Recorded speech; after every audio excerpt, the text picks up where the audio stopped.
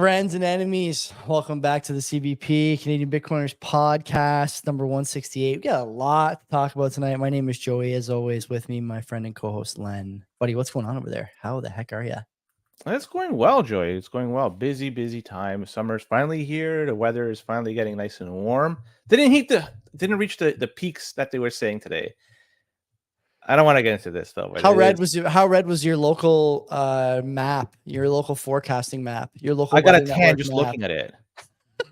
I was cooking my drumsticks on there earlier. But you know what? This funny thing, I was telling Daniela this. Right here where I am in Oakville, we haven't hit 30 Celsius in 11 months. Wow. Things are changing. Things are changing. This show has two sponsors before we go any further. Easy DNS is sponsor number one. What can I say, man? You know, if you want to buy a domain, Mark will help you. You want to port a domain over to a quality service that will help you maintain, operate, and build on that domain. Mark will help you with that too. Whatever you need, man. Virtual private server stuff. We talk about it every week. Bitcoin is part of the equation over there. Not only does Mark take Bitcoin for the services that he offers, he has a Bitcoin treasury strategy. If you haven't seen his talk from the Canadian Bitcoin conference this year, you should go look. An asymmetric bet. He said for small businesses, it just makes a lot of sense for businesses to be taking those bets. So he does that. And anyway, whatever you want to do, BTC Pay Server, I don't know. What else can you do over there, Len? Like, we run a website where we just like post text a lot of the time, and it works great for us. But if you want to do something more complicated, he can help you with that too. I have seen the back end that's available on EasyDNS, and there's a lot of stuff there that we are not taking advantage of, but you can, listener. Yeah, like migrating your emails. So if you already have emails, emails, PGP and GPG, email stuff. Sign up for a DNS, for domain name. There's a lot of different options. The virtual private server stuff is the stuff that I think a lot of you guys are using or talking about. BTC Pay Server, Nostr Relay, Bitcoin nodes, all that stuff. You can do it all there. CBP Media is the code, or just tell them we sent you 50% off. You don't get 50% off anything anymore. Why would you not just go there and buy a domain? Start hoarding domains. Domains are second best. We say that all the time. That is the second best asset. Okay, let's talk about Bull Bitcoin because they're our second sponsor. I have no idea what the price of Bitcoin is. I'm showing up on 66. Yeah, there you go. So it's a good time to buy, good time to sell. I'm on a constant buying spree. I never sell, just the way I am. But you know what? You could do that. You could buy, you could sell on chain. You could do that with Lightning. So a lot of different options are available to you through Bull Bitcoin. But other good things you could do, because you have your Bitcoin, you probably have been buying it for a long time, sitting on it. The price has gone up significantly. You want to start spending it? You can. You could buy gift cards through Bull Bitcoin. You could go to, say, Home Depot. You could go to Starbucks, whatever. You have different options. So you can start spending your Bitcoin in the real world, kind of indirectly, but you're using Bull Bitcoin to facilitate these buys. Also, you could pay your bills if you have, say, a mortgage payment, car payment, electrical payments, whatever the heck you have to pay. You could use your Bitcoin to pay for that. So again, if you've been sitting on a stack and have been accumulating for a long time, and that's been growing in value, well, the opportunity is there to start spending this, and you could pay your bills with Bull Bitcoin. If you already haven't done so, open up an account. If you do that, use our promo code below, and you provide the necessary information.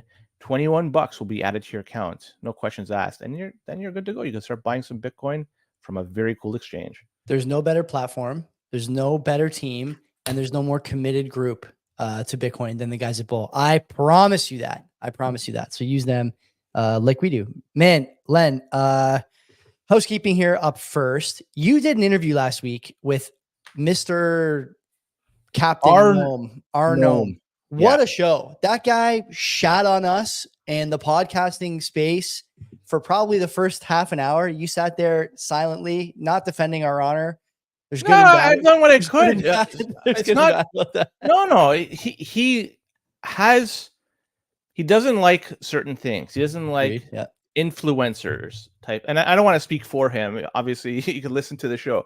But I'm happy that I was able to talk to him and bring him on the show, because he brings a different type of viewpoint as a Bitcoiner. He's been in the Bitcoin space for a long time, much longer than you and I have, Joey. And we've been in it since 2017. So he's seen a lot of garbage come and go. But he also, on the political spectrum, he's sitting on the left side. So you don't tend to have this as a Bitcoiner, especially somebody that's been in the Bitcoin space for a very long time. So I'm very thankful to have him come on the show. He wants to come back again so we could chat some more, because you know what, I'll be happy to chat with him. But one thing, he wanted to talk to you as well, Joey. Maybe we could have you come on as well and then have I'd a love chat to. with him. Yeah, I'd love Because to. you know I what, would he's love to. Yeah, I mean, he's speaking. I felt like a couple of times there he was speaking directly to me. You know, not on purpose, but you know, he's sort of disagreeing with a lot of things that I've said on the program. And I think a lot of people share some of those views, and I think a lot of people share his views too. I did send him a message on Discord, so if you're listening, Mr. Gnome, although I don't agree with everything he said, it takes a lot of balls to say that stuff on a show. And you know, Len and I have had guests that the other person disagreed on over the years, and we try and just do the same thing all the time.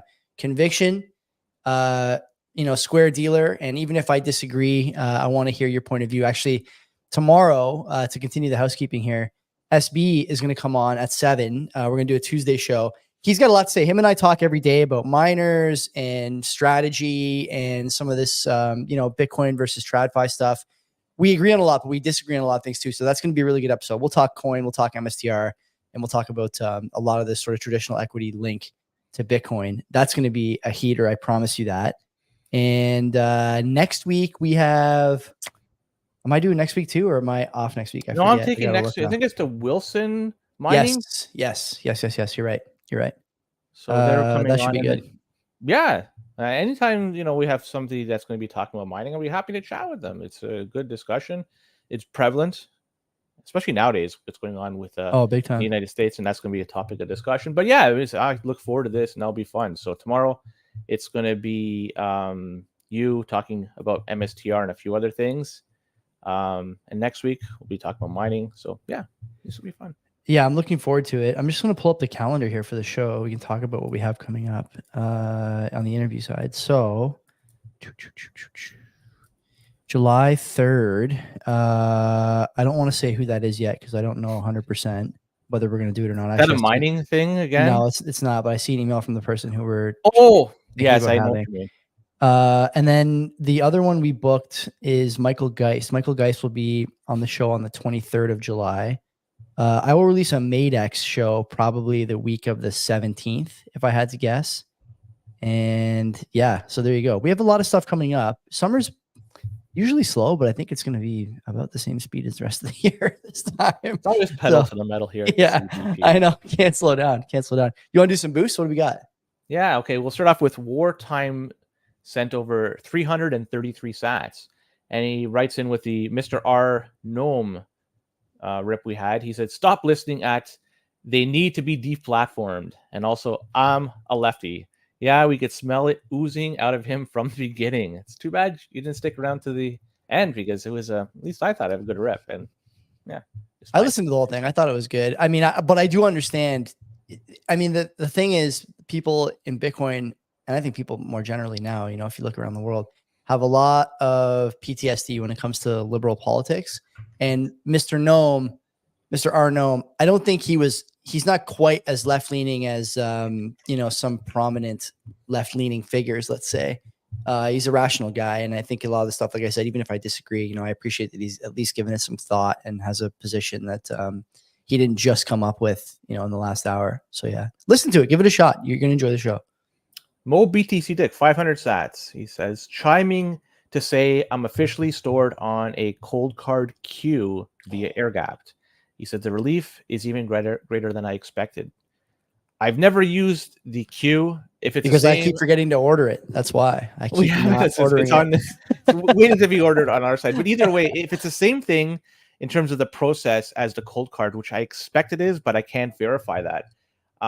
If anybody needs help with the queue, I'll be happy to provide them what knowledge I have with respect to the cold card, you know, the Mark IV. So again, good on you, MoBTC Dick, for doing this, doing the air gap. That's the proper way to store Bitcoin, in my humble opinion, our humble opinion. And so if anybody needs help with this, feel free, reach out to me. I'll be happy to give you a one-on-one. I'm not charging anything. It's just free, but you know, we'll just get people on the right track and pointed in the right direction. Yeah, love that. What else we got?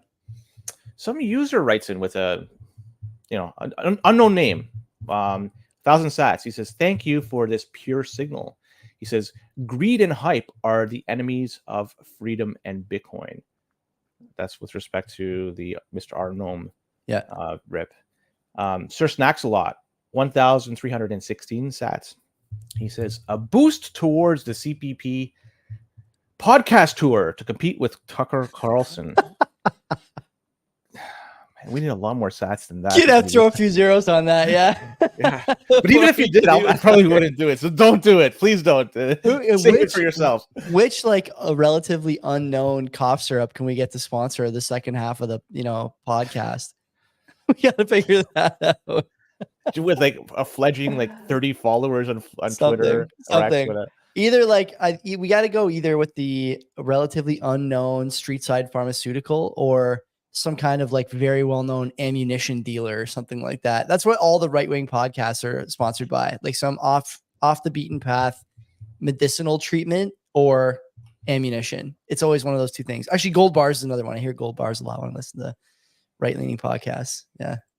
Not too much variety. Shield Gold Bars. No, we can't. I don't believe in it.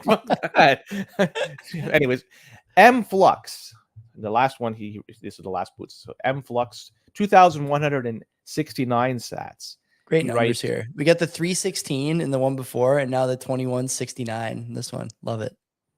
He writes in, what is it about Reddit users that make them so arrogantly confident in their opinions? The walls must be very smooth inside the Reddit echo chamber.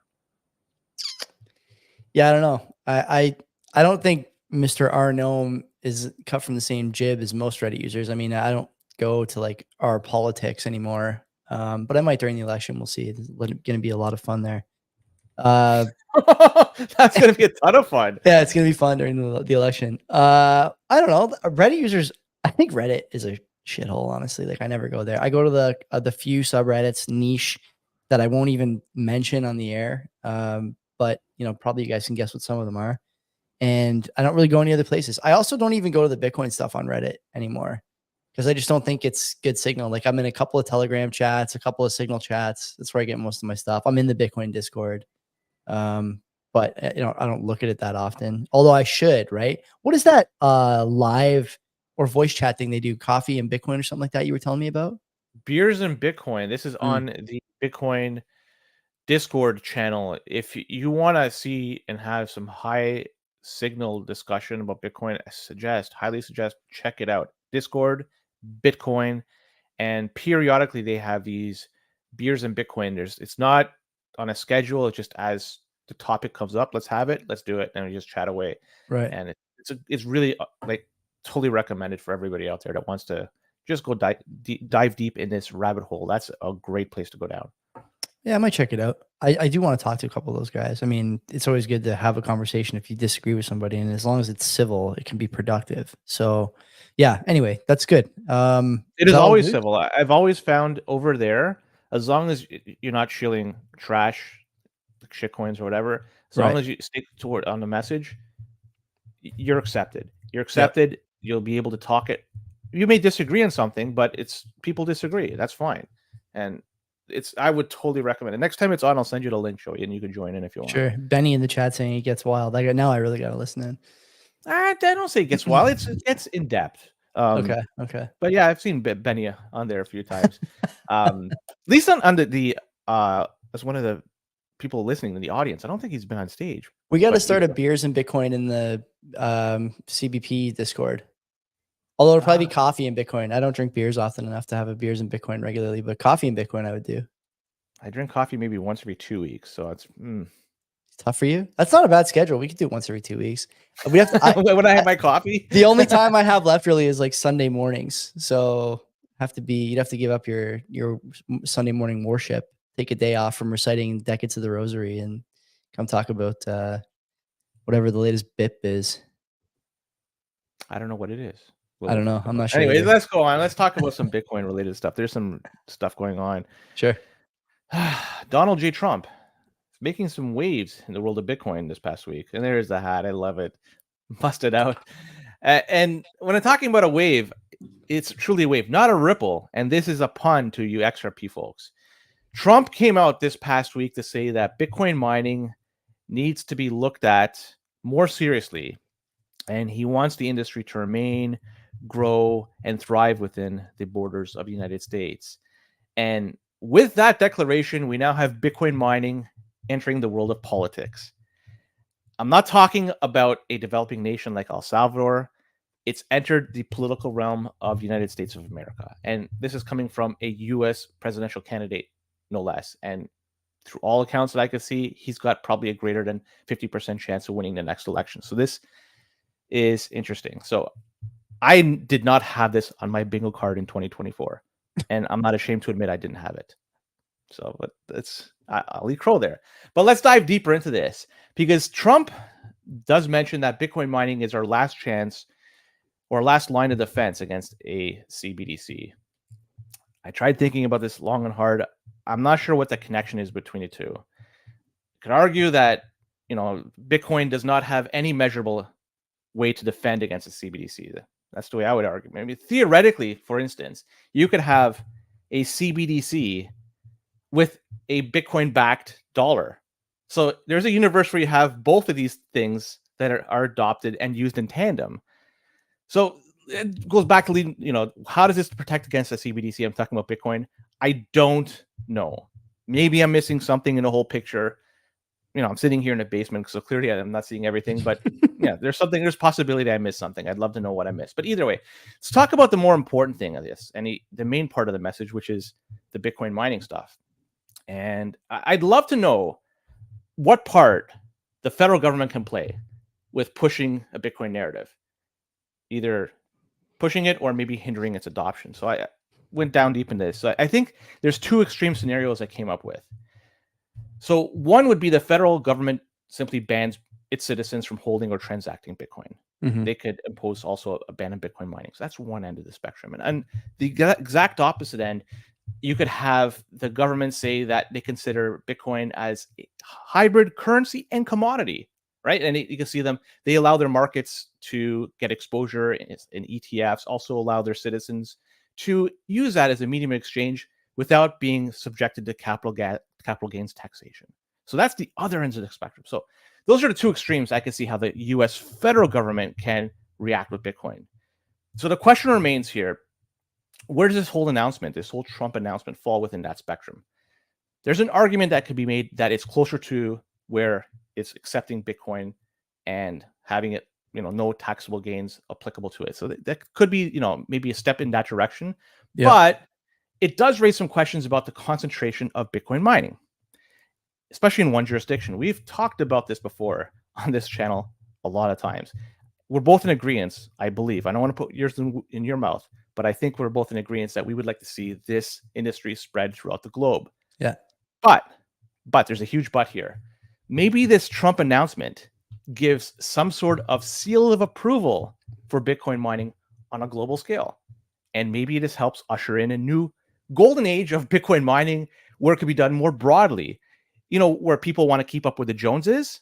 Well, in this case, it's the United States. So another thing about this announcement that's interesting is it could be the planting of the Bitcoin flag on the right side of the political spectrum, because now you have Donald Trump talking about this. And, every time something is done like this, the Democrats demonize whatever he says, and vice versa too. Whatever the Democrat says, typically Trump says. I'm generalizing here. It's not always the case, but for the most part, there's a lot of truth to that. So with this announcement, does this automatically make Bitcoin mining a thing that the Democrats don't like? Because if you recall, not too long ago, we had the proposal from Biden about the 30% tax, excise tax on Bitcoin miners. Excise tax. You probably, listen, I've seen a lot of Americans. You probably also needed some kind of excise tax too, I would say. But I don't know exactly what happened with this. This didn't pass. It's not yet, but it's, I guess, on the table, right? It's still a thought in some people's minds. But even with that, muddying the waters, we now have news that Team Biden, they were attending a Bitcoin roundtable with key congressional officials in DC. Very interesting stuff. They're working with Coinbase to take donations through Coinbase Commerce too. Yes. I gotta, these people tried to bury Coinbase 6 months ago. and now they're in What bed the with them, accepting donations through their platform as a way to collect money. Seems very interesting, right? Why would they do this? You know, this now, at least from what I'm looking at it, it may be getting to the point. This is Bitcoin and Bitcoin mining may be looked at or reviewed positively by these major candidates, or maybe they're just trying to pander to a group of growing constituents out there that could potentially move the political needle. But as for Trump, let's go back to that. You know, maybe he's opened his eyes to this. I don't know. Maybe, maybe not. If you recall, he was selling NFTs to fund his campaign. He's been doing this for the past couple of years, at the very least.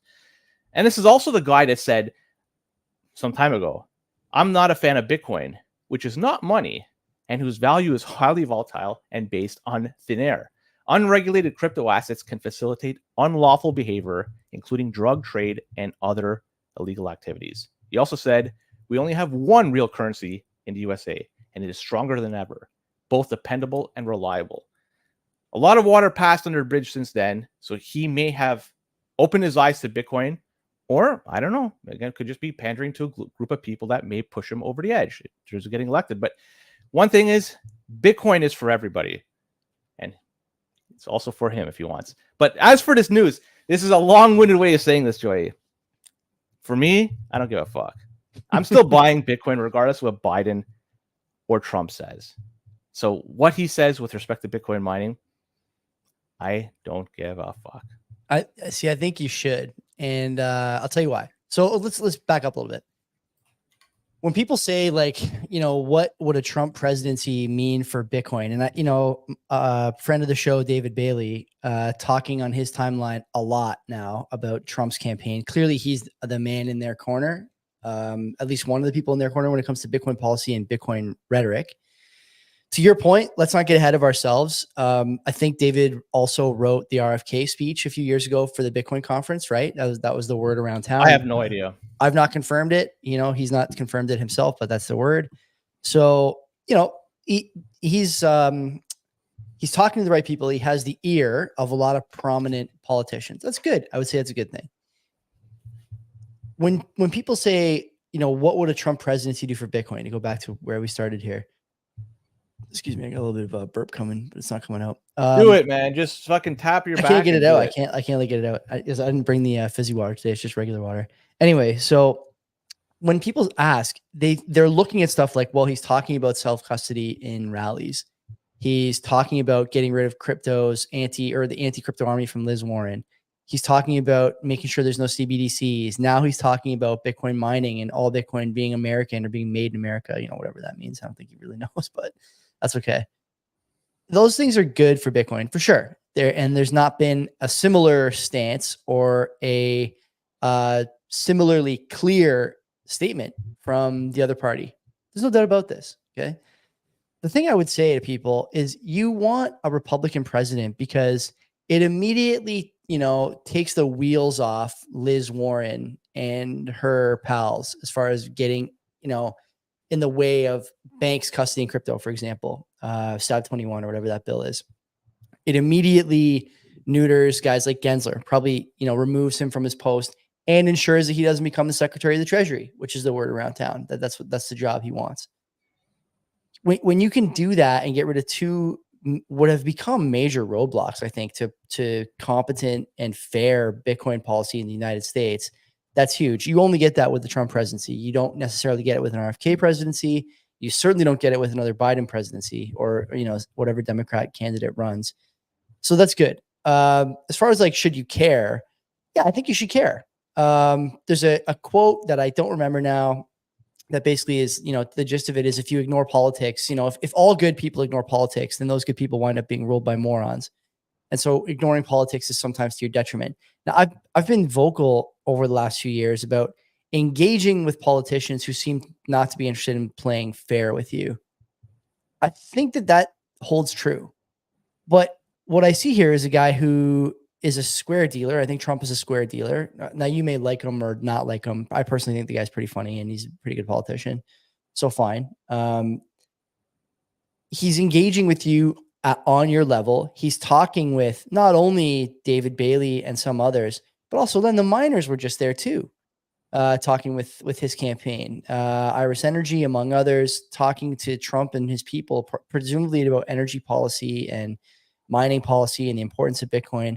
I don't see, like, we've had this view for a long time, outside of politics, that this thing is unavoidable, and the countries that embrace it and try and get behind it will benefit so greatly from doing so and being one of the earliest adopters as far as nation states. The US has been reluctant, to say the least. It's probably too soft a term. And now it seems like the candidates are warming up to it. Now, to your other question about why are they warming up to it, I think there's two reasons. One, which is something we talked about a while ago and other people have said since and probably before as well. You're not going to win anyone over by telling them that you are anti-crypto.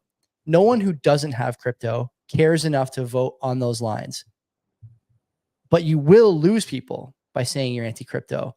People who have crypto have enough of it to vote on those, along those lines. And so the presidential candidates in both parties are understanding that this is important. The second reason they're doing this, and I think this is maybe a 2A and 2B, is there's a lot of capital there. You're seeing guys my age, and like, I'm not a big fish by any stretch, but like, I have way more money to give to a political party and way more influence in my friend group than someone who's not a Bitcoiner. I'll tell you that. And, I think you're probably the same in your friend group. You have a little bit more weight to throw around. Why? It's not necessarily even just a matter of capital. It's a matter that you've been right. And you've probably been right not only about Bitcoin, but about a lot of other stuff too. And whether the Democrats admit that, I'm sure there are some internal polling data somewhere that indicates that, yeah, these people who are Bitcoiners have an sort of uneven level of sway in their friend group. It goes to politics, it goes to relationships, it goes to all these other, different social outcomes. And voting is one of them. I think that's 1A. 1B is that, Len, there's just tons of us now. Coinbase says that something like 50 million Americans have an account. Now, do all those people care that much? Or they want issue voters? I don't know. But man, it seems to me like Bitcoin, and like, this is sort of a sentiment check. We're consolidating here at 65 or 66,000, and you're just a little below all-time highs. The presidential candidates are talking about it. The dollar continues to weaken. The Eurozone is under attack. Like to me, all this stuff leans bullish anyway. And still the average person is not really thinking about Bitcoin, but they're going to start. If they're not, thinking about it already, they're going to start pretty soon, because the price is going to continue to rise and they're going to watch sort of other assets underperform Bitcoin, as they always do. And it'll become, not only an election issue, but an issue that people talk about just as like part of their broader set of interests. It's going to be part of the conversation you have with your neighbors, part of the conversation you have with your mechanic, part of the conversation you have at your Father's Day dinner. We talked about Bitcoin yesterday. My dad was over for Father's Day. We talked about it. I think it's getting bigger and bigger, and the sphere of influence that's being absorbed by Bitcoin and Bitcoiners is growing. And you can't ignore that. You really ignore that at your own peril, right? You don't want to turn off people who have a disproportionate amount of influence in their friend groups.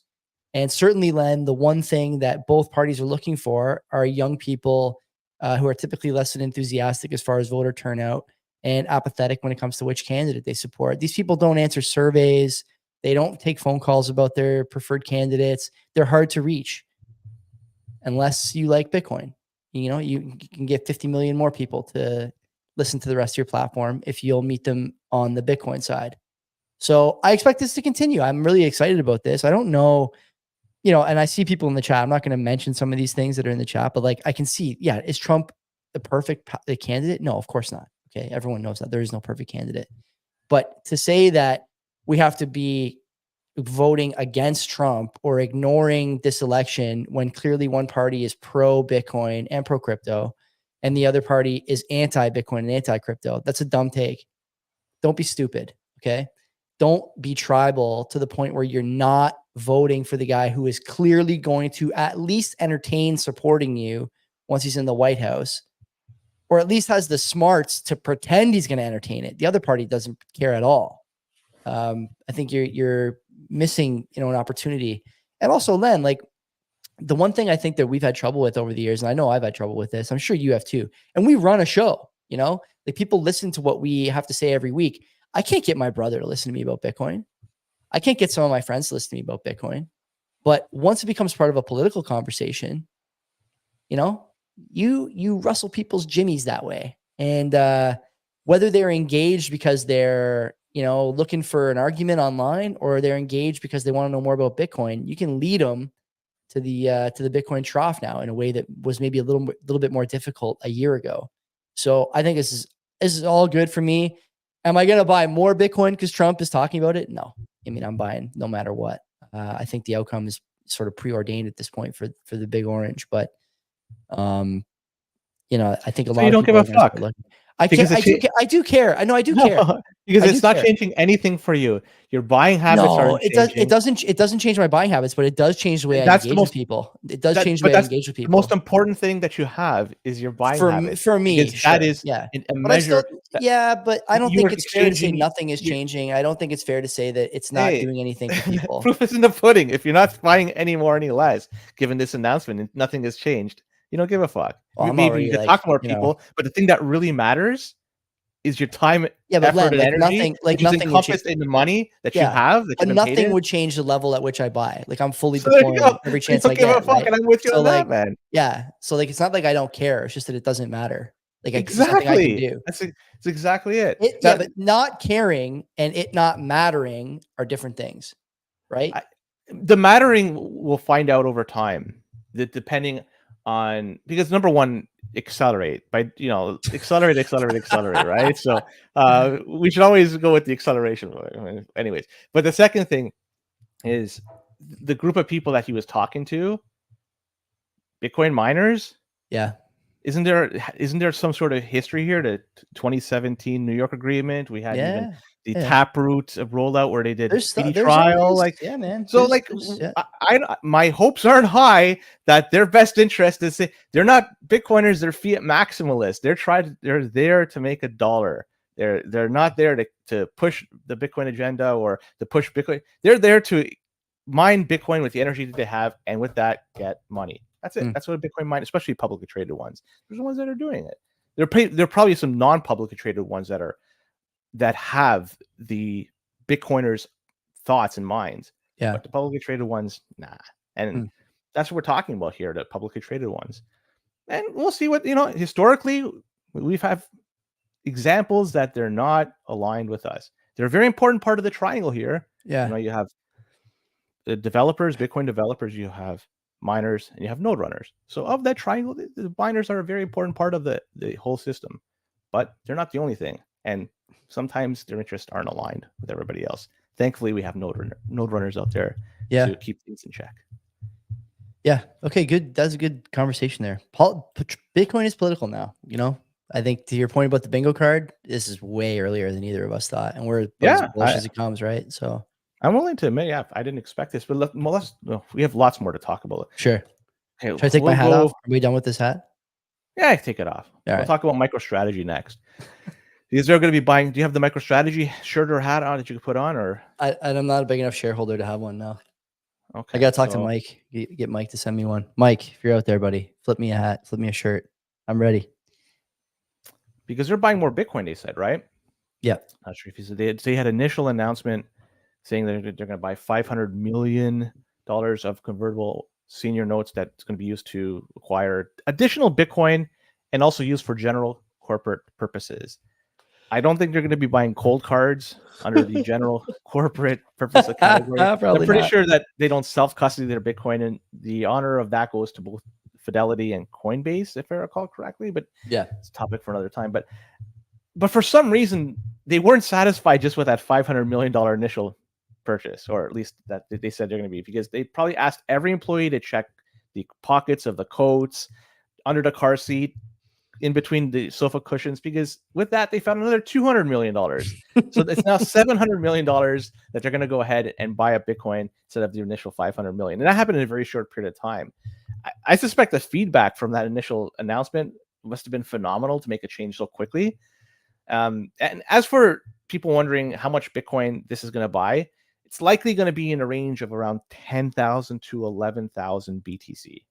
And that's in line with some recent buys, because in March 2024, I think they bought 9K and 12K, if I recall correctly. So it's kind of in that. So they're banking with this purchase and all their other purchases that the price of Bitcoin is going to go way higher than what they're paying interest of this debt. So when I mean way higher, I mean way higher, because there's going to come a point in time that MSTR is going to decide to start selling Bitcoin, because they're not going to be hodlers forever, right? Nobody is.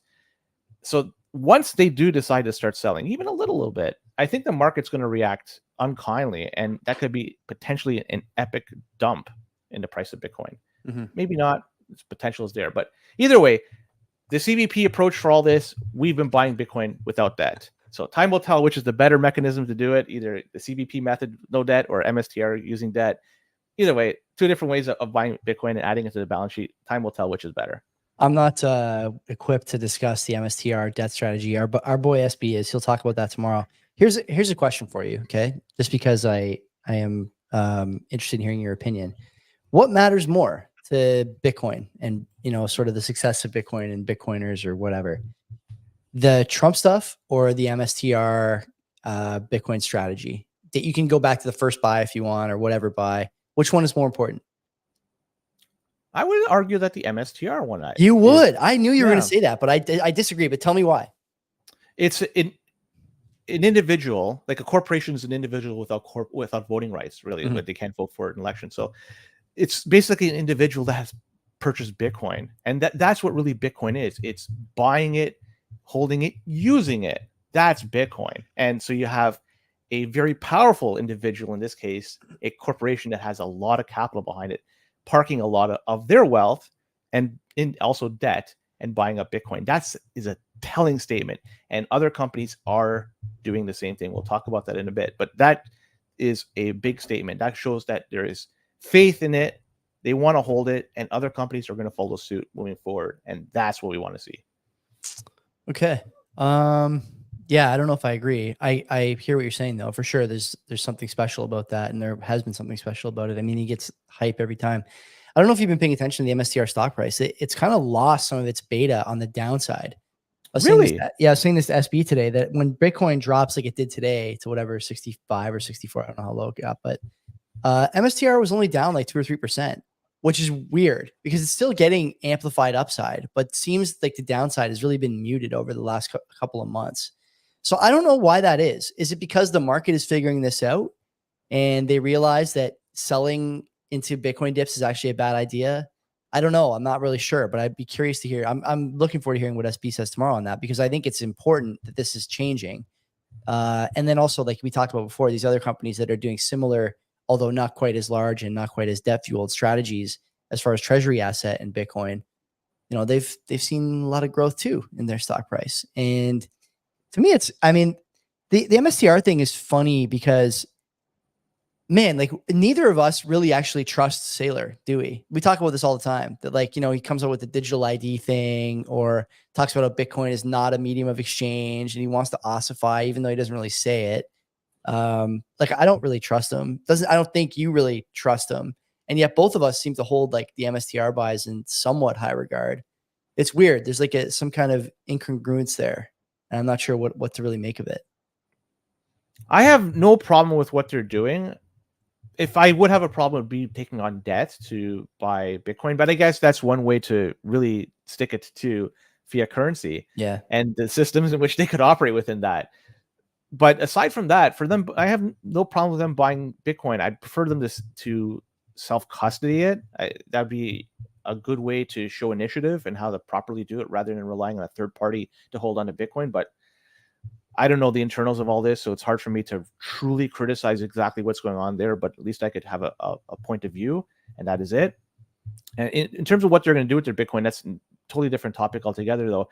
And I touched upon it. They're buying Bitcoin. Eventually, they're going to have to sell or trade that for some good or service, right? Like they're not going to hold on to this forever. Nobody takes this to their grave, and MSTR is probably not going to do the same. There's going to be a point in time somewhere in the future. It may not be in my lifetime. It may not. I don't know. But I can't see them holding on to this to the absolute end of time. So when did they decide to start parting with their Bitcoin? Not sure. And what happens with the market? That's going to be. Why do they have to part with it? I mean, I don't plan on selling. I plan on either using it as collateral for loans, don't trigger the tax thing, or, you know, some other method. I don't know. We'll see. TGM in the chat. MSTR gave early notice on its 2025 notes, triggering the repayment or conversion of 650 million in notes. That's way over my head, but it sounds like important information. Well, let's go on. There's still so much to talk about because Sure. we could stay on the topic of publicly traded companies that are buying up more corn and MetaPlanet. Well, remember I said don't commit this name, don't bother committing this name to memory. I was wrong. Well, they're proving me wrong enough almost on a bi-weekly basis. They announced this past week that they are going to buy, or they have already purchased, another 23 Bitcoin, and that's worth 250 million yen, or about 1.6 million dollars US. So that brings up to their total Bitcoin holdings to around 141, or almost a little bit less than $10 million in total. The stock price jumped at the news, but it's since settled down. So if you look at that, this was last week, it was announced. The price went up significantly, but it kind of settled back. But still, on the week, it's up 7%. So that's still a pretty good gain. If you're a shareholder in some shitty zombie company out there, you got to be pressuring them to buy Bitcoin and pump up the price of the stock, right? Like, imagine if GameStop, for instance, did this. That, like, just based on what's going on in the past week, that would single-handedly elevate the stock market, the GDP, and even the job numbers. After revisions, it would elevate all this shit. It's just a matter of time, though, because we see all this stuff happening. The more companies start doing the exact same thing, announcing that they're buying Bitcoin and adding to their balance sheet. We have several examples now of positive feedback from the market. What's holding them back now? It's just a matter of time. It's risk of ruin, right? As far as your like career, basically, is all that's left. Man, I don't know. It's so frustrating to watch companies like GameStop. We talk about a lot, right? He just had his earnings call today, and they went down like the DEI rabbit hole, and we're maximizing profit. We don't care about the hype. If he had just said we're going to take 5% of the cash flow and buy Bitcoin, or 5% of the debt that we just issued and buy Bitcoin, the stock would rip 50%. What if they said they bought $1 million worth of Bitcoin, which translates to what? Like nothing, basically nothing, right? It's right. Would that still have the same impact? Bitcoin? Who knows? I think it would have a significant impact because algorithms. That right away. Yeah. I mean, the algorithms doing that, right? Yeah. What do you think that you're going to see? I mean, we talked about Cult, Mark Binz's new synthetic meat company.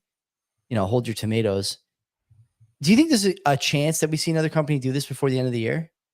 For sure. Or we just do you think for sure? Like, I'm not 100%. Yeah, I don't share your enthusiasm. I think it's probably really unlikely, because the other thing about those small caps, Len, is people who run those companies, these sort of serial entrepreneur types, they only get so many swings and misses. And if they are one of these guys who want to buy Bitcoin or add it to the treasury or whatever, and it doesn't hit the way that it did for these other companies, and the company flounders, or they have trouble with cash flow or whatever, you know, they don't get another shot. And so it's really the mega majors that can afford to make these mistakes, whether it's in product development or in HR or whatever, because they just have so much runway and such a comfy sort of moat, right? But these little companies don't have that. So they've been successful so far, but it only takes one of these companies to not be successful for the whole thing to fall apart, including probably the ones who've already done it, MetaPlanet and what was the other one? I forget now the name of the DeFi Technologies. DeFi, that's the one. Yeah. So but I don't know. We're batting 1,000 right now. It's not like this is just we're sending up some no, I know. hitter. No, you're right. This isn't Mendoza going up there and just hacking away and it just swinging. Yeah. We're sending Tony Gwynn over there, and he's just hitting time and time again, getting on base, even though he's putting the best pitcher. He still gets on base. Semler is another one who did it. So you get DeFi, Semler, and MetaPlanet, recent memory. And they've all been, so that I'm trying to say, that those zombie companies out there that they have nothing to deliver. They're just a leech. Why wouldn't one of them decide, I'll just I'll sell some shares, right? Like, let's dilute. But, at the same time, it's probably going to fucking pump the price and to look like a god. And it doesn't take much. It just takes one guy or gal that's long in the tooth, probably going to retire in the next little while, and it's not going to do this. This is going to be my legacy and go from That's there. maybe where you see it. Yeah, that's maybe where you see it. Who's buying these shares, by the way? Like how is the stock price of these companies pumping so much? Isn't it just algorithmic buying?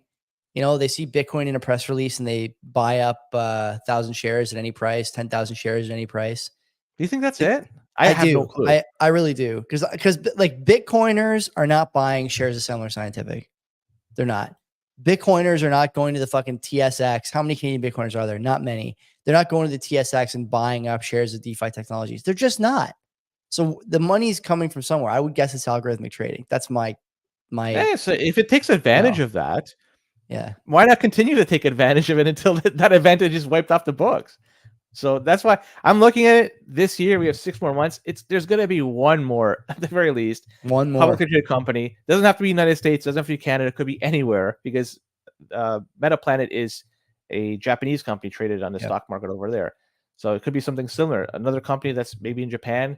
They're upset with what's going on with the yen. It's lost 40% of its value against the United States dollar in 2 years. And they say, fuck this, I'm done with this. I'm going to just buy something which is not going to erode at the same pace. And they start buying Bitcoin. It's possible. And if, not just Japanese, it could be anywhere else. Like, I don't know. It could be a European company. Who the fuck knows? But either way, let's talk about brains. And this past week, they released a new piece of equipment. And this was unveiled at the Bitcoin event in Prague. And this new piece of equipment is called BMM 100 Mini Miner. The specs are interesting. It's the terahash. It's 1 terahash. The power consumption is 40 watts. So easy math, 40 watts per terahash. So that's not too bad. I mean, it's much more efficient than an S9. Price is $199 US. And checking it out, checking the specs, the outlet temperature is 40 to 50 Celsius. So yeah, it can be certainly used as a space heater, especially given what the outlet temperature is. If you want one, you're gonna have to wait because they have to go on a pre-order list. They had 100 units that they brought for sale to Prague. All 100 were snatched up on the first day. It's a cool little device. If you take a look at it, there's a screen that gives us some statistics, and they call it a small, silent, and simple. Plug in anywhere in your house and forget about it with a sleek design. And it says you can become a pleb miner without worrying about high electricity bills. And it's going to be going up against the BitAxe. So it's going to be a direct competition for one of these small mining that you just plug it in and go from there. It's good to have another option available. And if you are doing some space heating with an S9, consider this. This is probably more efficient. However, it will take you a long time to earn back. The ROI on this, I think, is like decades. $199 based on, and it only gets worse because more miners get plugged in the network and efficiency. It gets more difficult to mine Bitcoin and halvings and so forth. But either way, it's a cool thing, and it's more just a lottery ticket than anything else.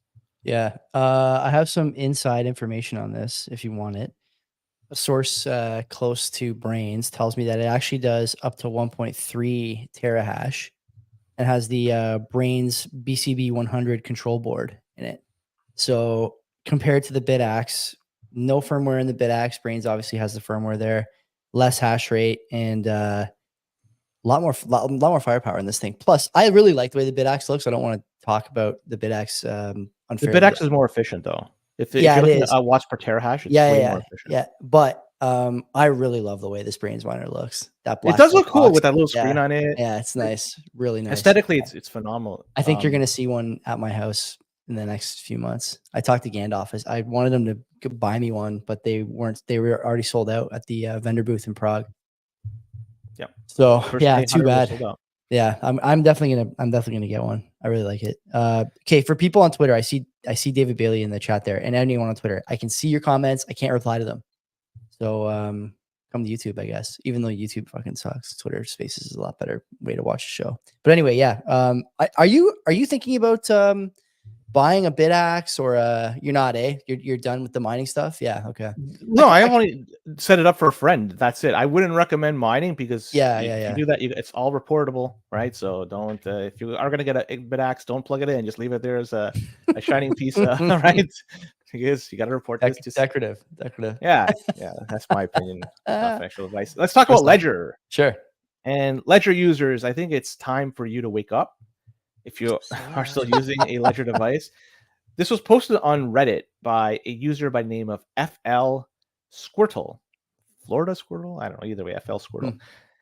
He shows that a screenshot of the Ledger app on his phone. And with that, the Ledger app is doing something interesting. It's asking for permissions for his location. Very interesting. So 3 questions come to mind initially. Why is the app required to give any sort of location information? I don't know why. Second, why is anybody installing an app, a Ledger app on their phone? And third, why is anybody using a Ledger? Those 3 questions I don't think I'll ever get an answer to, but someone noted that the location info may be needed for certain third-party features that it's built into Ledger Live app. For example, if you're going to buy or sell, say Bitcoin, or do some sort of swaps, the location is needed because of restrictions in certain countries. But come on, man.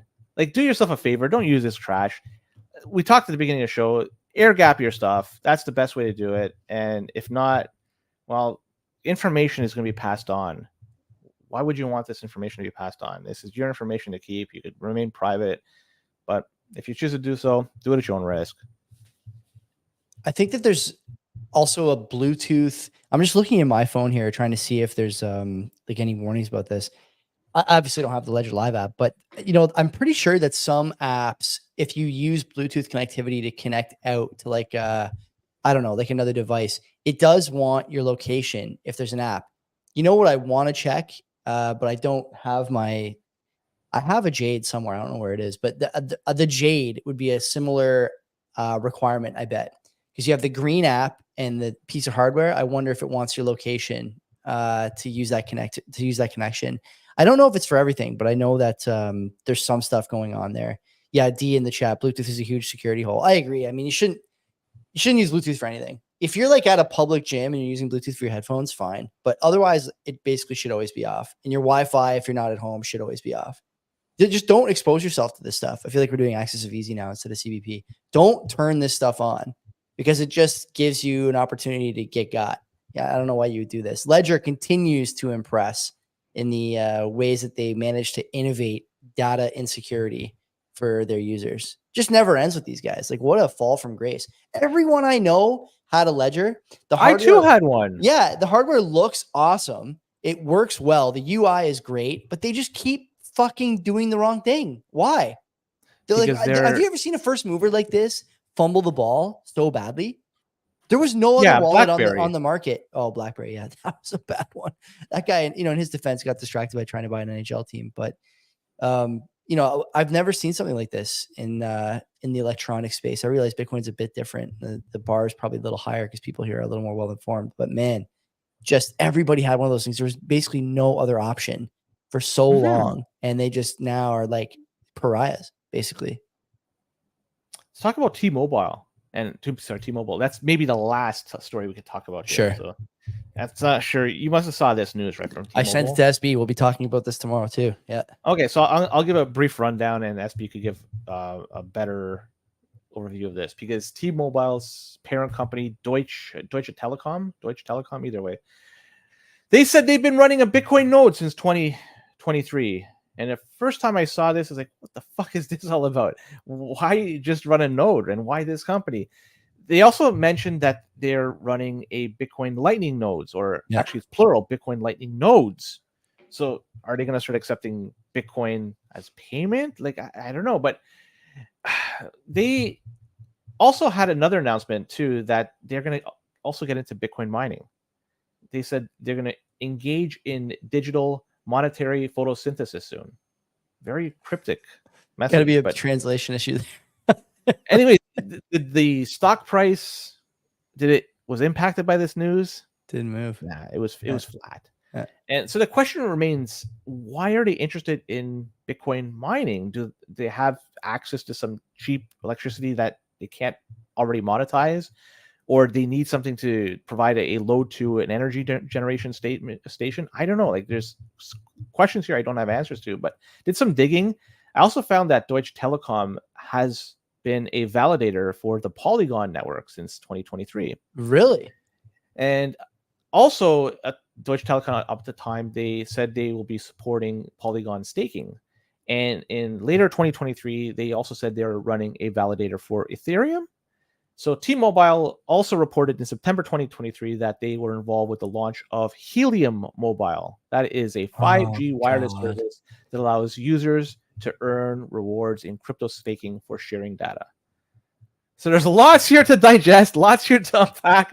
I don't know what the fuck to make of this. Shitcoiners turned Bitcoiners. I don't know, but Helium Mobile, Polygon, Ethereum, now Bitcoin. Like it's like we're talking about DeFi technologies here or something, right? Just a smaller version that doesn't deal with telecom. But anyways, I'm not going to make a lot of this. Getting into the Bitcoin mining, that's somewhat interesting. I'm curious, like how and why they're going to do this.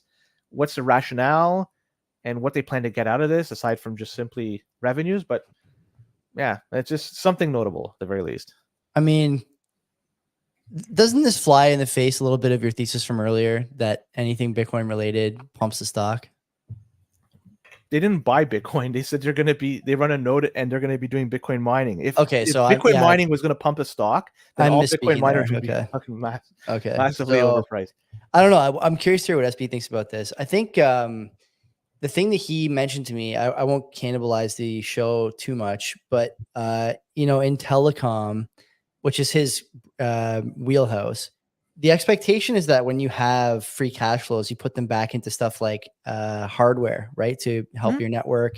And also in the States, although I'm not sure if it's like this in Europe, but in the States, when they have the band auctions, they expect you to have some cash flow available to buy, to improve your network vis-a-vis the band auctions every few years, right? So it's not really viewed by the telecom community. Is there a telecom community? There must be. SB is a part of it. I'll have to ask him this tomorrow if he's got like a badge or something. It's not really viewed as a good thing to be deploying cash flows into stuff like Bitcoin, but it's also not a good thing to be deploying them into Bitcoin miners. So I'm not surprised the stock didn't move. And you just talked about this, and I agree with you. Mining is not really great business. Again, we'll talk about this a bit more tomorrow. I don't think mining is really great business. So I don't know why they would choose this. And then the validator thing, that's a bit out of left field. I realize, you said they're doing validating for Polygon. Helium is a total flub. SP talked about that many times over the last few years with us. But yeah, I mean, this is like really bizarre news. It just doesn't fit the business at all, and they're not doing the easy thing. Like you said, the buying Bitcoin, right? That's the thing that pumps the stock. Instead, they're doing the hard stuff that's really difficult to monetize, mining and Lightning nodes. I don't know. See, doing they got some old laptops or something. They're just firing up nodes for the hell of it. Is that it? So with respect to a Bitcoin node, really, that's not going to be a game changer. Setting one up, right? An old laptop. There's very little overhead. There's very little over. So just right. Lightning nodes require a little bit more because you have to open and close channels. So clearly they have on-chain Bitcoin, which then they've moved to Lightning to open and close open channels for their Lightning nodes, plural. So they had to have bought Bitcoin, but how much? It must have been so small that it's not worth reporting. Breaking news here on CBP. Just connecting dots. Bitcoin. Yeah, they must. You're right. You're right. Yeah. Right. Like, but they probably, they went to Bull, bought, $300 worth and open up a, I don't know, whatever you can get for 1 million sats. I love it. That's what you want to open channel, at least 1 million sats. Anyways, Joey, that's it for the Bitcoin related stuff. I think let's GTFO. Let's go to the other stuff. We got a lot of notable stories, I'm sure. Notable stories flowing yesterday at the table for Father's Day. Anyway, stay here. If you're on audio, wait till tomorrow. If you're on video, like I said, hang out. We'll be right back through the magic of video and audio editing tomorrow for you. Take care of yourselves today. Don't be a cock. Nice. Good. 59:10. That was a lean hour compared to last week. Where do you want to start here on notables? Well, okay. Well, obviously, this is the notable side of CBP. So we'll talk about, we'll be the Californian Bitcoin podcast right now because with CBP, we might as well use those initials for something. Yeah. We can lead off with a story where a committee in California, in the California state legislature, in fact, they voted on and approved a bill that will give up to $800 billion would it be for slavery reparations. Not million, but billions. So let's put this into context, Joey. Yeah, go ahead. I'm looking forward to the context you're about to put around this. I've been waiting for this context all week. You're going to get it right now because the Californian state budget for fiscal year 23-24. Give me an idea how much you think their state budget is for the fiscal year, and it's in the hundreds of billions, by the way. So take a guess. 600 billion. It's $450 Okay. billion. It's still a lot. I mean, Canada's budget is the same thing. It's around that. Yeah. So it's a massive number. So 800 billion is a multiple of their state budget, their annual state budget. So almost 2 times the fact, right? So who is going to be paying for this? Who's buying Californian bonds? I'm not.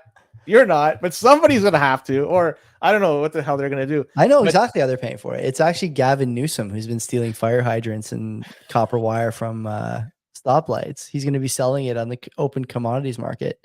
He's headed to the CME right now with a wagon full of metal. So, but I'm kind of disappointed though, in a way, because let's be honest, they're asking for 800 billion, right? Like they could have aimed for the moon here. They could have aimed for 800 trillion. Like what the fuck stopped them from this? They should have really gone for the moon here. But one thing to note is the bill, well, it's not a law. It has not passed. This is just passed by committee over there, but still it's, being dealt with by the task force. They're happy with it. They're recommending it. So if they go ahead with this, man, like 800 billion, I gotta leave it at that. That's a lot of money. Anytime you have to involve a task force in anything, it's always an abject failure. So this is not surprising. The politics here are just like it's like a corn maze of nonsense.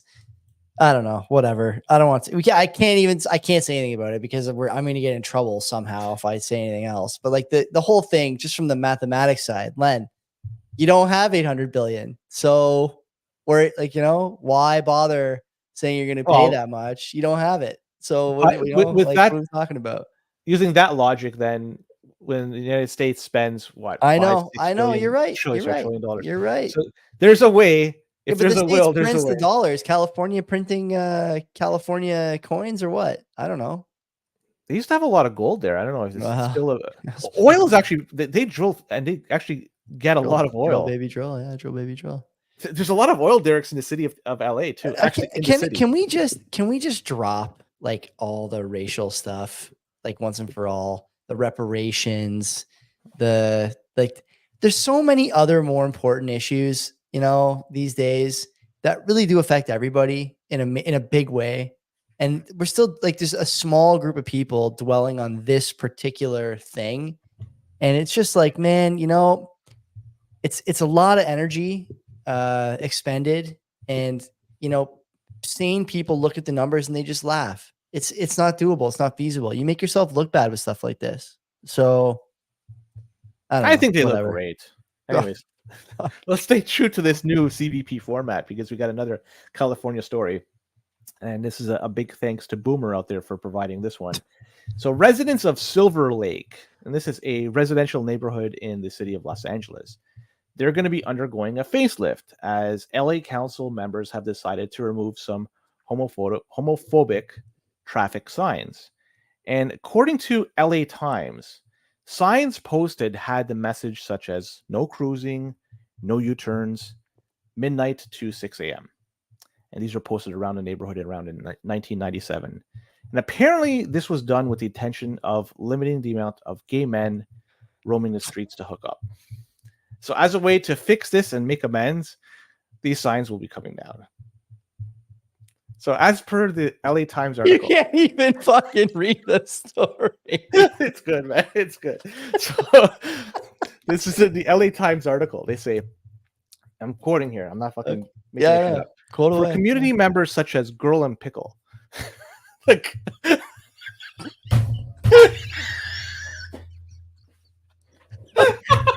fucking happy. What do you mean? That's someone's name? Like, what are you talking about? I don't know. Anyways, no, I don't understand. The removal of these signs was a small but nonetheless important win for the LGBTQ community. Q stands for quote. It's a quote. So they say, like, look, I'm curious. With all this happening, did Grindr go public? Oh my god! You know, I think aren't they owned by Match? Well, if they went public, We got to look at the statistics before and after the signs come down to see if there's any increase in usage, because that's going to be a good indicator if this indeed, did anything. But also, if they did go public, it might be time to go long on Grindr. But I say we should only do the tip and not go truly long. That's my opinion. Okay. My 2 cents. Am I supposed to offer comment on this? What can I say here? What? How the fuck is a U-turn sign homophobic? Like, how can that be? There's U-turn signs all over the place. You can't do U-turns. Like, it's dangerous in some parts of the city. Kids cross the street, they don't realize you're going to turn around. And you can't see them because it's a blind spot. Like, it's not just gay people or lesbian people or whatever who hit kids during U-turns. Like, I might hit a kid during a U-turn. I don't get it. I don't understand. This is the same thing. Like, why? Hang on, I gotta just. It's too fucking much, man. I can't take it. This can't be the focus. This can't be the focus of this group. I don't know, man. I don't know. I knew this was gonna make it into the stories, and listen. We've done a lot of notable stories on this show. A lot of notable stories, but this is like one of the craziest. This is one of the craziest ones we've ever seen. This is one of the craziest ones. What was the other sign? No cruising, U-turns. No, one side, no cruising, no U-turns. Midnight to 6 a.m. That's the time frame in which you can't do this shit. Like, what? Holy! I can't believe it. I can't believe. What in the chat, Chuck? I think it's the no cruising part. Cruising is gay slang for looking for dudes to do stuff to. Is that true? I have no idea. It's according to LA Times. I'm assuming this is going to be something. I mean, they took the signs. The city took the signs down. So there's someone somewhere thinks this is valid. Like, there's a valid rationale here. Len, how can this be? I don't understand. Let's go on. Let's go on. All right. Can't stay in California forever. We got to go to Chicago. Jeez. So the CBP is now the Chicagoans or Chicagoans Bitcoiners podcast. We're still with the same thing. So the Chicago mayor, Brandon Johnson, made some news this past week. This is according to NBC. The mayor spent over $30,000 in campaign funds in hair and makeup. It gets better though.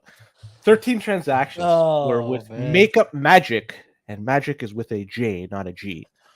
And that amounted to over $6,600. $4,000 were to AJ Styles Barber and Beauty Salon, and other expenses were like candidate makeup for TV, candidate makeup for debate, and makeup retainer. I guess when he goes to sleep, he needed this. Either way, a spokesperson from the mayor's office mentioned that the mayor does not spend taxpayers' dollars in preparation for many public events he attends every day. So he goes to a lot of these events. He doesn't spend taxpayers' dollars to do that.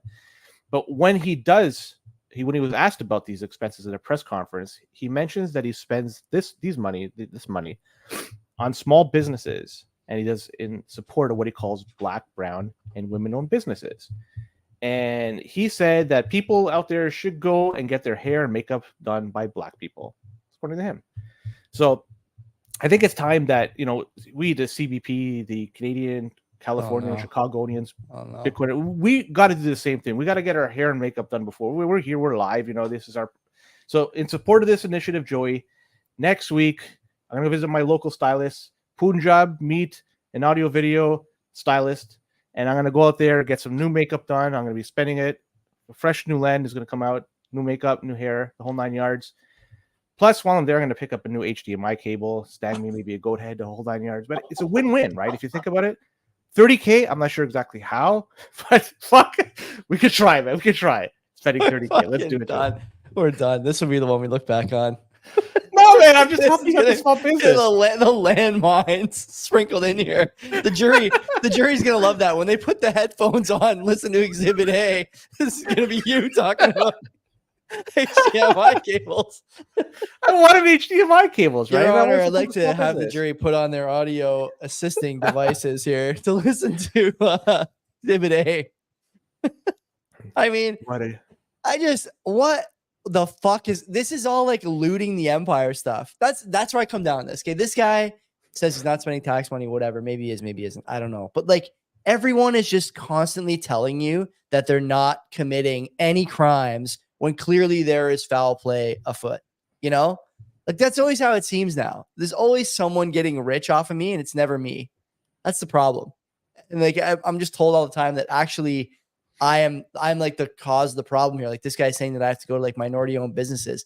Okay, maybe I will, maybe I won't. But like you can't tell me I have to or I should. Like the answer to me questioning where you're spending all this money on hair and makeup. By the way, I get women wearing makeup, but like the mayor of Chicago has $30,000 in makeup expenses. Why? Like, like what am I missing here? Again, I don't want to be insensitive. Okay, I get it, but like, fuck, what else is there to say about this? Like, come on, man. It's beauty, man. It's a beauty. I'm looking for Makeup Magic in Chicago. I can't find it. I don't see Makeup Magic with a J. I'm looking. I can't find it. Oh my gosh. I know. Did you find it? I'm trying to look for it at. Maybe it's just look at it for Illinois, maybe.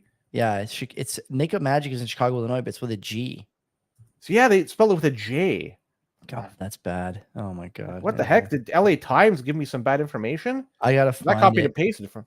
Here we go. Chicago mayor spent. Well, this is on KMPH. I don't know what that is. Fox News. This guy doesn't look like he's got like a standard mohawk fade. This is not a hard haircut to do. I've had this haircut. Chicago Mayor Brandon Johnson spent $30,000 in campaign funds on expenses related to personal grooming. He doesn't even have a good beard. So like, what did he spend the money on? God, amazing. The quote, instead he's using his own campaign funds to play black and women-owned businesses. Everything is a competition for oppression. It's unbelievable. What a mess. Chicago is a third world country.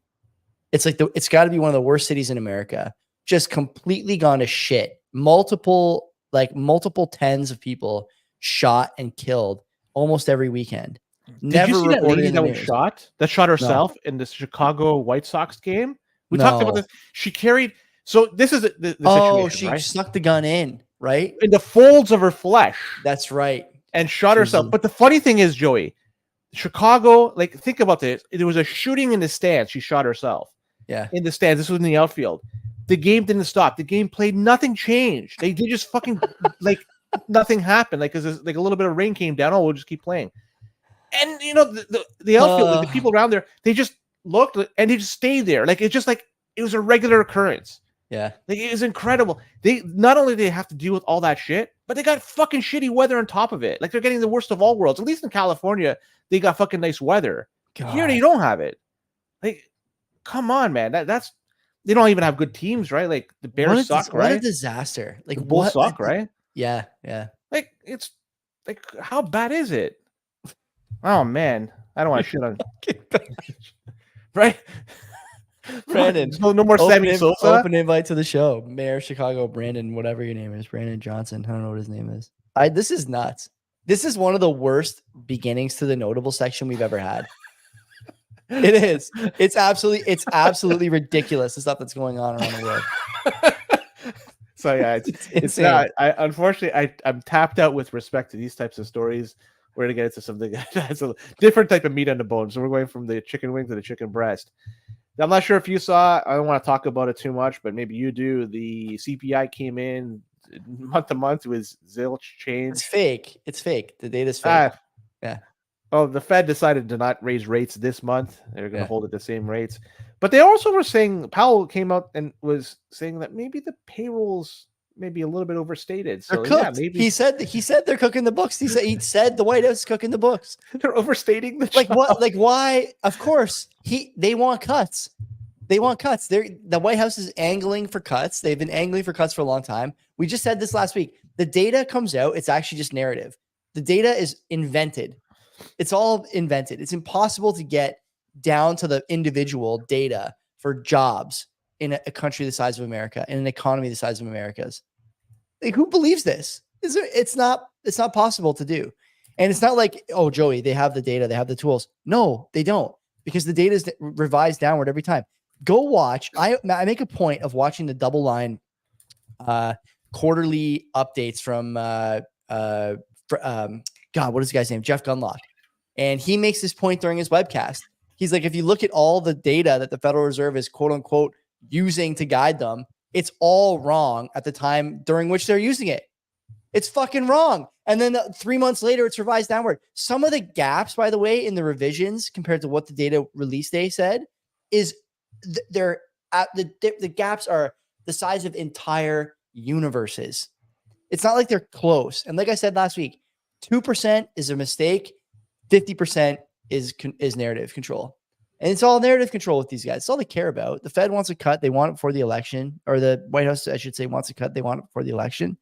They're going to try and get it. By the way, the jobs data, what is the term I would use here? American citizens born in America have actually lost jobs since the pandemic. And all of the growth in the jobs numbers is from immigrants, both legal and illegal, according to that data. How's that sound? That's a lot of jobs that are probably, I hate to say it, but lower wage. You see a lot of immigrant populations doing farming and stuff like that. Important work, but not the kind of work you can build a modern economy on. And that's nothing the White House is going to have to contend with. They're going to try and figure out how to mask that, fudge it, blur it until November, but you can't hide it forever. The gap is widening every month. Do you see that they're even going to go through the process of removing signs in DC? What signs? It says no inflation, no rate hikes, all day from June 2024 to November 2024. So they're doing the same thing that they're doing. Removing signs? No, they're not. Oh, fuck! It'd be awesome if they had these. Nothing is out of the question here. The Overton window is huge tonight. It just keeps getting bigger every week. I believe anything you say. Yeah, no, it's total bullshit. So I just said, but you're right. It's crazy that any story will come up but anyways, does this mean that there's going to be a cut in the next month, 2 or 3? Like next month, you're betting on it for sure? I'm not betting on it for sure. Like I'm not paying that much attention. Am I betting on it as far as my asset allocation? Yeah, I'm deploying. I'm not waiting for a cut. Yeah. You're deploying regardless if they're raising or cutting. Yeah, because it's just I'm buying. I'm buying. Yeah, that's the way to do it. I like that conviction. Anyway, let's go to Notable North. All right, Angus Reid. They did a poll, and this poll indicates that 1/3 of people living in British Columbia are planning to leave that province. Mm-hmm. And this poll shows that the younger the person is, the more likely they are willing to leave. And I can understand. So the people in the age bracket of 18 to 34, around 50% are thinking of picking up and moving their bags somewhere else. 40% of those living from age 35 to 54. That's still a pretty big. So the older people are staying put, it looks like. As for the reasons, the primary reasons, same old stuff. It's not going to knock your socks off. It's high rent, right? Particularly places like Vancouver, Burnaby, Victoria, Kelowna. The rent prices are pushing people to the brink, and it's more difficult than to stretch your dollar when housing costs rise significantly compared to wages. And it's not just simply for renters, but also people that own homes as well. So, but more in the study, 53% of responders are demanding help from their government to address their housing needs. Canada, we talked about in the past, they have the federal housing plan that they talked about, and this has plans to address the problem. It's a national plan that aims to create almost 4 million homes across Canada by 2031. And they say at least 1.2 million of these homes will be directly attributed to federal actions. I tried to find a breakdown as to how many homes of this would be built in BC, but it came up empty. So all I could get were these national numbers. But I don't need to point out that 2031 is still 7 years away, right? It takes years to see these positive returns from these plans. And it also depends on how many people are going to be entering Canada during that same time frame. That could easily mitigate any gains altogether. And on top of the federal assistance, you also have to look at what's happening locally too. And granted, this is a one-off, but it does give an idea of what's happening. It could be also on a wider scale.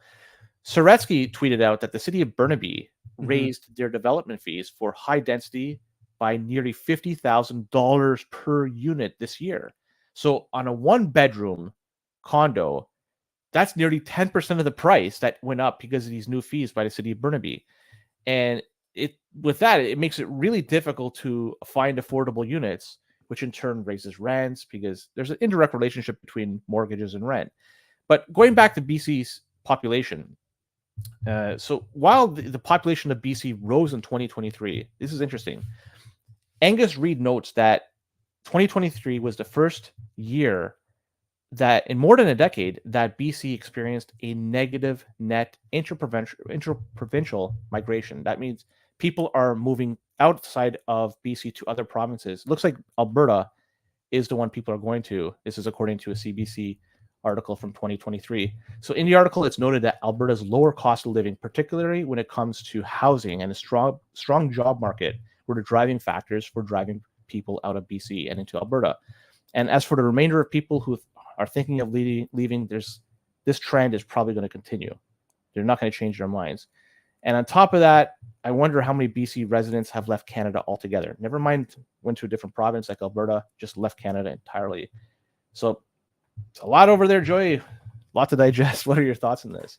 There's a problem here with the design of these tax laws. And the reason there's a problem and it's being overlooked is because the province is so desperate for money. We hear a lot about how Canada, Minister Freeland talks about this a lot, how Canada is among the best in the G7 in terms of debt to GDP. The thing that she leaves out is that we don't measure provincial debt in terms of our national debt load. We also don't measure healthcare, education, pensions, etc., at the national level or the provincial or municipal level. So the provinces have a huge debt load, all of them, and except maybe Alberta. I'm not sure. They probably do too, actually, but whatever. Neither here nor there. In BC, you have this thirst now for cash, and what they're doing is saying, look, if you want to build, these greedy developers, this is the problem with drawing these battle lines, by the way, because then people vote for this kind of stuff, even though it's completely backwards. These greedy developers are making too much money and not building the right kind of house. So now we're going to tax them an extra 50 grand. Who pays the 50 grand? You do. It's going to be the end result. It's going to be the person that buys it. Yeah, it always is. Shit on. And so it just drives the cost of housing up. And, that's the best case. The worst case, Len, is the builders go, okay, va vangul, and we'll see you some other time when the prices come down and we're not going to put supply on the market. Drives the prices up in either case. And then you have this whole other group of people. I think you said half of the people 18 to 35 want help from the government when it comes to housing. What kind of help do you want? There's only one kind of help. It's money. You need financial help to do this, to make those to make those properties affordable, or they do purpose-built rentals or something like that. Yeah, it's indirectly. It's going to be money. Who's going to build them? Who's going to build them? The government can't build. The government can't build homes. They can't do it. They don't. We don't have the institutional expertise to do home building in this country. Sorry, we just don't. Okay, we don't have the institutional expertise to do a lot of things. It's not just home building. These are jobs best left to private sector businesses, like many other jobs. So when you have government supports, Len, what happens? The prices of these things go up. Anything that is subsidized directly, indirectly, or anything in between will go up in price because the people who are selling those things realize immediately, oftentimes before you do, that they can charge extra because the government's going to make up the difference. It's money in their pocket at the end of the day. How do people not see this? Like I don't understand I don't understand the people asking for this not getting it. You've already seen how many different supports just in the last 2 years. Have those supports helped keep things affordable? COVID checks, support for first-time home buyers, the raise you got thanks to crazy inflation. Some people got 10, 11, 12%. Has any of that helped keep things affordable? No. If you can't figure it out by now, you might be beyond help. But most people, I think, should start to give their head a shake a little bit and say, like, maybe the support, financial or subsidy or otherwise, is not actually doing the thing that I need it to do. We have to think of something else. The answer, in my view, is to lower the taxes on the developers and say, you have to build this many houses in this period of time. and we will lower the fees for you to help keep the prices low or something like that. You come with some agreement that way. But raising the cost to the developer is like the worst possible outcome. But they're doing it, and they won't be the only one. There'll be other provinces do it too. I said last week on the show, or 2 weeks ago on the show, that Ford gets a lot of shit because he's basically, holding hands with the developers in the province and giving those guys sweetheart deals. But man, that you would prefer that outcome to what you're seeing in British Columbia 10 times out of 10. And they're going to find out the hard way out there. Like they're finding out the hard way with everything else. Legalizing drugs, legalizing crime, letting foreign money come into their market. And now this. Keep learning the hard way. We got all day. We talk about this every week if you want. But there is something to talk about with this province a lot more often than there should be. And they don't seem to be learning the lesson that they need to. Let's go talk about bad loans, because there's going to be a wave of bad loans that will need to be dealt with in the next little while. And banks are starting to feel the pinch as a result. Mortgage delinquencies in Canada have surpassed a landmark number in Canada. It's topped the $1 billion mark, according to Equifax. And how does this compare with the overall mortgage situation?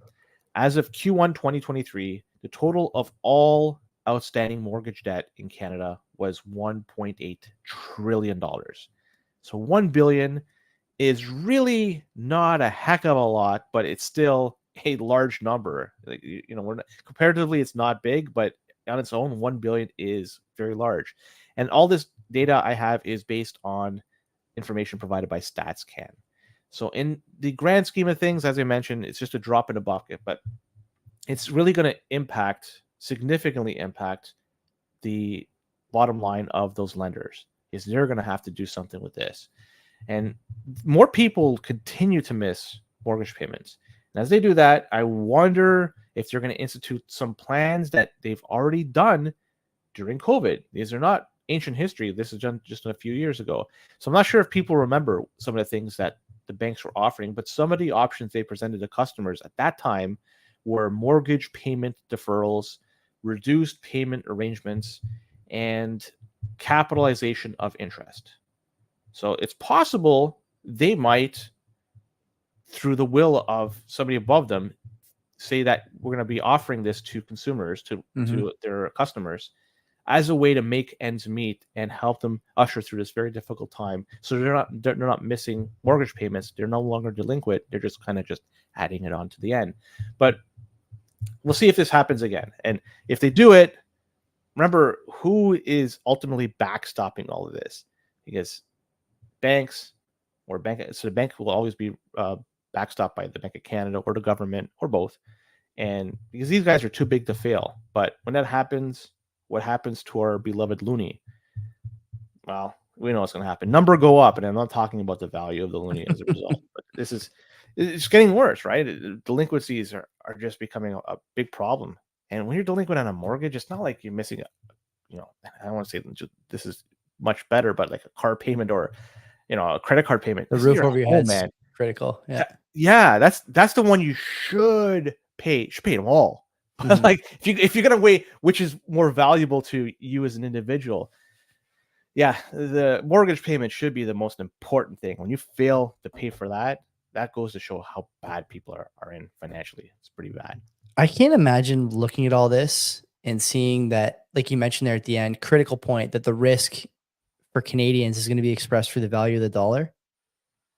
I can't imagine not being in Bitcoin. You're going to watch things fall apart here. Again, like, I don't want to be a doomer, but things are falling apart here so fast, and they're going to continue to fall apart at a speed that no one is ready for.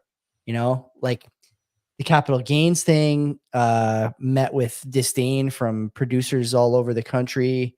The housing market, I see D in the chat talking about cheaper liabilities. Like the housing market is a weird one. It's going to be bifurcated. Like single family homes, they're never going to go down in price. They're never coming down. That's an up only asset now. It's a legislated up only asset because of the unwillingness to build low density. Then you have stuff like these banks and mortgage delinquencies, $1 billion worth of mortgage delinquencies. And by the way, Len, that big wall of 20 and 21 mortgages coming due doesn't start till next year. 2025 and 26 is when you get the really big jump for a lot of people. And I'm not saying the jump hasn't happened for some already. It has, but it's going to get worse. And that's going to come at a time when the loonie, I should say, is worth significantly less. And I talked about this last week. You're going to see a bifurcation.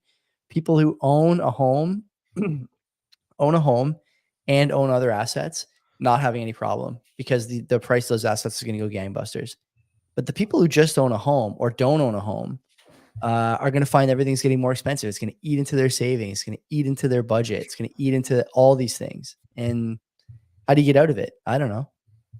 Ask for help from the government, maybe. I don't. It can't be done.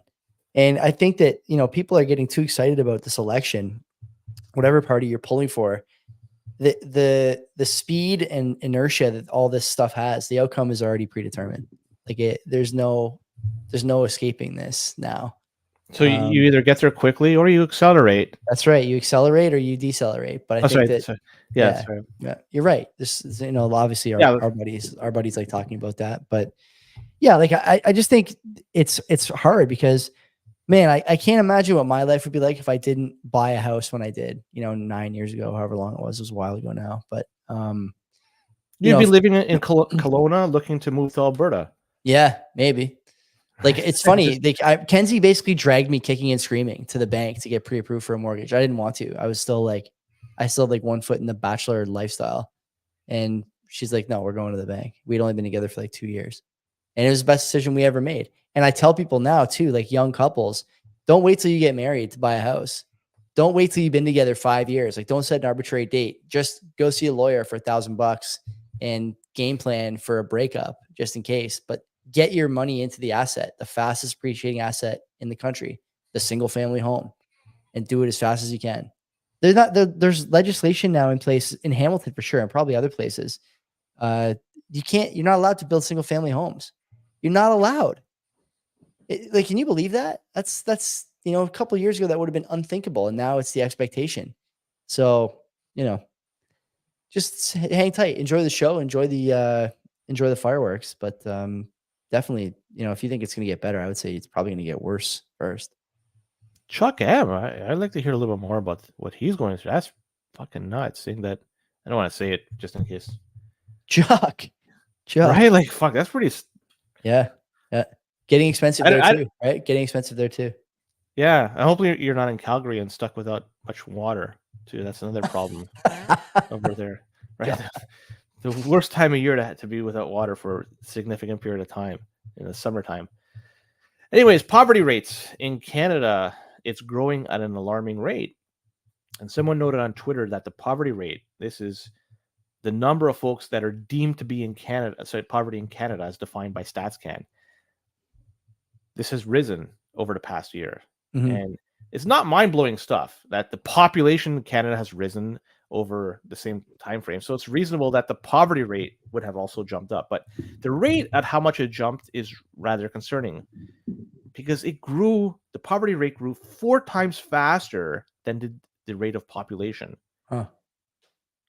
That's interesting. So there's a lot more people entering into the poverty realm than people coming in here. So that means people that are here are becoming poor. So yeah, people in poverty, let's be honest, they're more likely to use social service programs like food bank, rent supplements, mental health services, and who knows what's going to happen, right? But either way, these are services that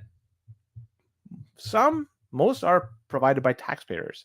And when it's done, the dollar gets stretched even further to pay for existing programs like defense, infrastructure maintenance, and so forth. So either the government has a few options here. They could either scale back on payment on existing programs, go further into debt, raise more tax dollars, or raise more taxes, and that brings in more dollars, or maybe a combination of all the above. And on top of all this, the population of Canada, well, it's pretty sad to see because they're growing. Like as I mentioned, there's more people that are in poverty, but it's not just them. It's the middle class that's being squeezed too, right? That's shrinking in number. The rich, they're not going anywhere. The poor is growing, and the middle class is shrinking as a result. What happens moving forward? There's going to be a lot less tax revenues coming in. There's going to be a lot less in terms of working and collecting tax dollars from those people and having them be productive for society and working in jobs that are, people want. So it just overall, it's a downward trend for Canada. And looking at this, I don't see a way around it. I don't see how to get out of this, but just this is all part of a dollar that is just sucking. And not just that, the economy sucks as a result too. And the poverty rate goes up, and then you bring in more people and just compounds the problem. But yeah, it's pretty sad stuff in the grand scheme of things. We don't produce anything, and so everything has to be imported. The loonie is worth nothing, so the imports cost more. It's not hard to figure this out. Like, everyone knows the sort of equation that gets you to this point, and we just ignore it. Like, to our detriment, we just ignore, and pretend that it's not happening until it's right in your face. And now, Len, it's in your face. 10 cities and general poverty. And by the way, I've talked about this many times. I think this is something everyone should think about. That, when people say poverty, that's really like a lot lower than what you think, because the cost of quote unquote living only takes into account like eating cereal and watching Netflix. Like, to be in true poverty, you're actually probably in poverty a lot sooner than the country data scientists view you as in poverty. And it's not good for your spirit, and that's one thing I've started to think a little bit more about when people say, like, what is Canadian culture? There was a spirit here 10 years ago that no longer exists for a lot of people, and it's become just an idea for a whole other group of people. You can't run a society like this. It's too rocky.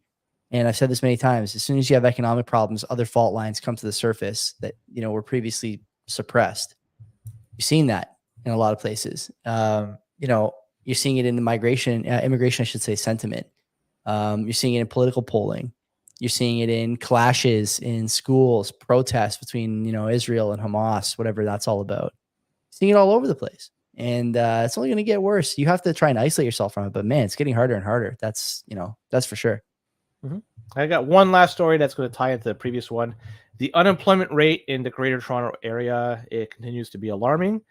Not just the percentage, 7.9%. It's also the total number of people who are jobless, 317,000 people in the Greater Toronto Area. To give some context, Joey, the city of Buffalo, they have the Sabres, they have the Bills, they have the AAA Bisons over there. The number of unemployed people in the Greater Toronto Area more than surpasses the total population of the city of Buffalo. It's crazy. So let that sink in. And so let's put some color to this, because according to StatsCan, there's 244,000 people in the whole province of Quebec that are unemployed. Mm-hmm. 317,000 unemployed people in the Greater Toronto Area. So there's more people that are unemployed in the Greater Toronto Area than in the entirety of the province of Quebec. Yep. And these numbers I'm quoting, they don't include cities like Hamilton or Oshawa. If it did, it would obviously be somewhat higher. Way bigger, for sure. So over the past year, Toronto has gone from 231,000 people that were unemployed. That was at a rate of 5.9% to 317,000. So that's almost 100,000 people more in 1 year that are unemployed. Yeah. And the working age population of the area also went up. And this is also because of immigration. So people coming in, a lot of people coming in. So it is what it is. So either way, looking at this, it's another sad story. I don't know how to address this. As you say, like, what are we producing here, especially in the Greater Toronto Area? It's a lot of services, banking, food, shit like that. Production, I don't know. Some, not a lot, but clearly it's not enough to have these people fill the gap. And they're going to stay unemployed, looks like, for some time until there's an improvement in the economy. Explain to me how we should be allowing permanent residents to stay on extended work permits when this many people are unemployed. They're different. See, a permanent resident and a work permit, they're two different things. So somebody could come here as an international whatever, student or worker, and that's no work permit. Or you could be a study permit with a work permit. Permanent resident is you're coming here, you're going to live here. You're one step away from being a citizen. So why should we allow either of those when there's this many unemployed people? I will say that we should still be allowing permanent residents, perhaps we could scale it back. Based on But what? permanent- Based on what kind of criteria? So there's People, always a need. if there are people on the street in large enough numbers, like what, and we keep on hearing labor shortage, which is a lie. There's not a labor shortage. There's a shortage of people willing to work for basically nothing, but there's not a labor shortage. So why should we allow anyone in? And I hate to say that because it makes you sound pretty abrasive, but like that has to be at the top of the list of considerations, does it not? What else what greater consideration could there be than that? So excluding this, I know we have to take this unemployment figure into consideration, but people immigrating into Canada, especially if they're under the employment category, so they have money, they have the education, and some even have a job lined up for them. So they're coming here, they're going to be able to assimilate. So they're likely going to be able to either they have a job lined up or they will get one relatively soon. Also, people that are coming here are spouses and children. So they're giving some sort of incentive to stay here. So if you're already here, you're already working, and you want to bring your spouse or your child here, you want to live with your spouse or child, right? So those are other reasons why you want to bring those people in too. The hurdle to get someone here should be way higher than it is. No matter what level of skill it is, and no matter what job they have lined up. Like, show me as an employer a job posting that you needed to bring someone in from another country for that you couldn't get a Canadian for. Show me. Because at this point, that's what they've done. Theoretically, that's how it's been done. Yeah, but it's not done like that. It's not actually done like that. LMIA actually incentivizes the opposite. It incentivizes bringing people in and getting subsidy for their salary. Right? Like this is the problem. The incentives are backwards. Look up LMIA, people in the chat, if you don't know what that is. That's labor market opinion or something. Yeah, and that's not incentive. I can't remember what it is, but yeah. But that's essentially the theory behind it is labor market impact assessment is what it is.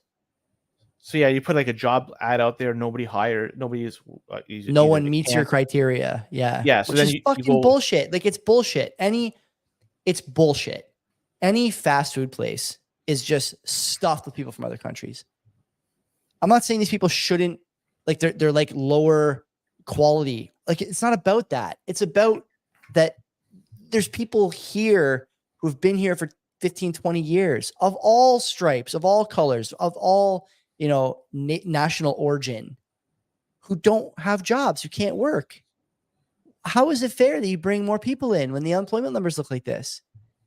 And so I'll ask again, and maybe you don't have an answer, or like you don't want to answer, but they got to scale it back significally, not to zero, but scale it back significantly. What greater consideration should there be than this? This is your burning building.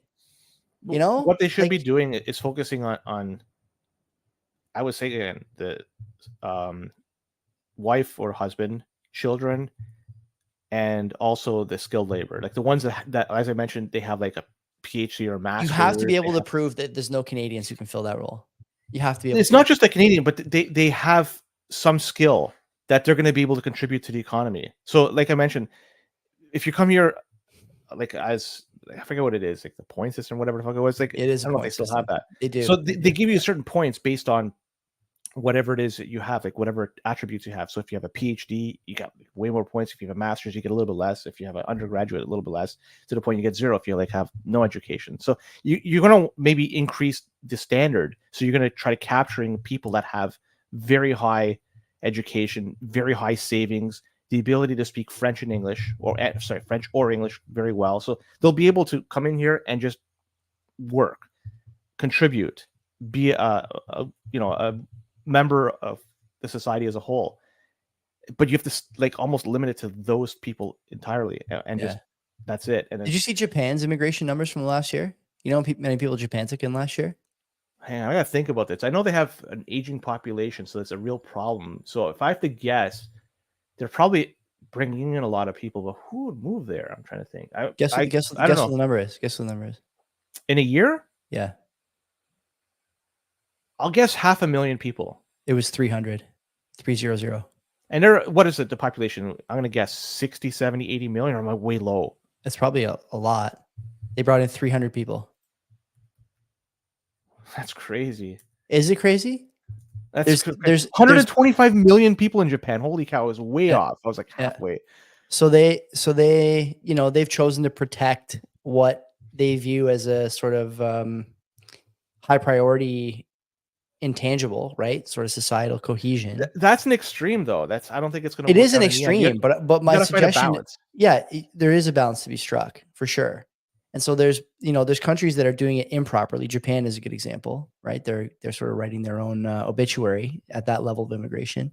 But there's countries who are doing it, you know, wrong on the other side. And it's not just Canada doing it wrong on the other side. Some European countries doing it wrong on the other side.